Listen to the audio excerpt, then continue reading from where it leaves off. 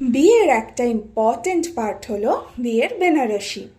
যখন থেকে বিয়ের প্ল্যানিং স্টার্ট করেছিলাম তখন থেকেই মাথায় চলছিল কেমন বেনারসি নেব। আগাগোড়া ইচ্ছা ছিল লাল টুকটুকে বেনারসি নেব, আর সেটা কোথা থেকে নেব সেটাও ভাবা ছিল। তো যেই মতো ভাবা সেই মতো কাজ। একটু রেডি হয়ে বেরিয়ে পড়েছিলাম গড়িয়াহাটের উদ্দেশ্যে।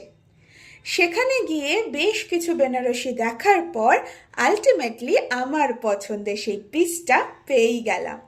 সেটা একটু ট্রায়ালও দিলাম।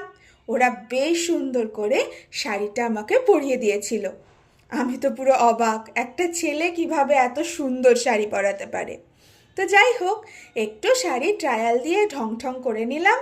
তারপর সেখান থেকে আরও বেশ কিছু শাড়ি কিনে বাইরেই লাঞ্চ করে then back to home. Okay, bye, see you soon.